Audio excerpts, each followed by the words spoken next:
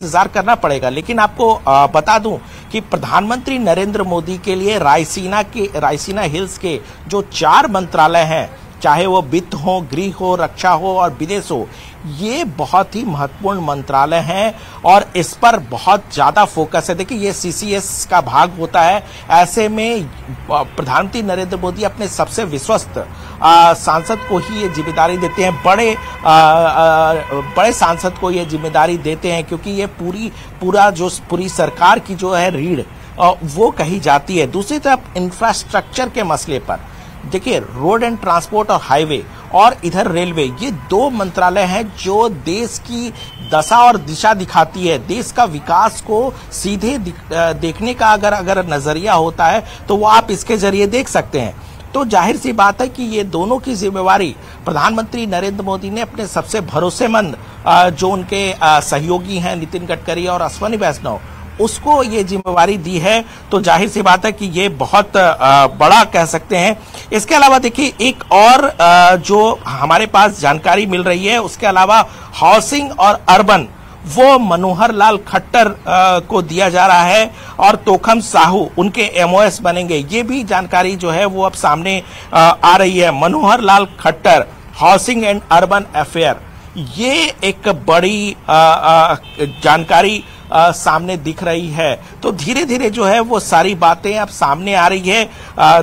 देखने वाली बात होगी। देखिए, अभी तक आधिकारिक रूप से जो सरकार के तरफ से जो पोर्टफोलियो का वितरण होता है वो नहीं दिखा है, लेकिन छन करके जो खबरें आ रही है उसके मुताबिक ये सारी चीजें हैं। इंतजार करना पड़ेगा।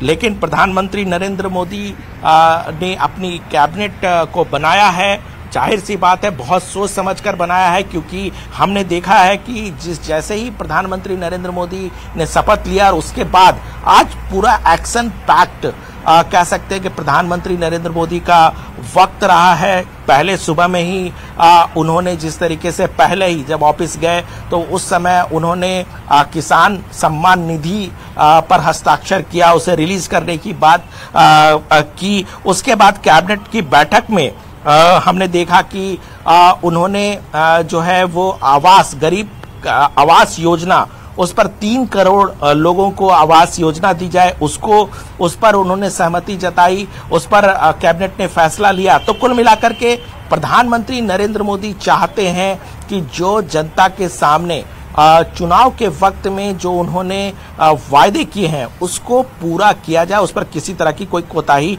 नहीं बरती जाए। जी, तो बिल्कुल यहाँ हमारे सहयोगी ये बताते हुए अनूप गुप्ता की एक और मंत्रालय की जिम्मेदारी के बारे में सूत्रों से जानकारी मिल रही है, और वो ये कि हरियाणा के पूर्व मुख्यमंत्री मनोहर लाल खट्टर को शहरी विकास मंत्रालय के तौर पर जिम्मेदारी दी गई है। ये पोर्टफोलियो उनके पास गया है, यानी ये मंत्रालय की जिम्मेदारी उनके पास गई है, और उनके जो सहयोगी के तौर पर, राज्य मंत्री के तौर पर जो जिम्मेदारी संभालेंगे वो बिलासपुर से आने वाले छत्तीसगढ़ बिलासपुर से आने वाले सांसद के तौर पर उनके साथ रहेंगे, उनका सहयोग करेंगे। तो 5 मंत्रालयों की जानकारी अभी निकलकर सामने आई है। अनूप गुप्ता लगातार हमारे सहयोगी बताते हुए और ये भी जानकारी देते हुए कि ठीक है अनूप, हाँ, और आपके पास कुछ आ रही है जानकारी अनूप? उनको ये विभाग देते हैं। पिछली सरकार में प्रधानमंत्री नरेंद्र मोदी के नेतृत्व में जो सरकार बनी थी उसमें अमित शाह गृह मंत्रालय देख रहे थे। इसके अलावा निर्मला सीतारमण वित्त मंत्रालय देख रही थी।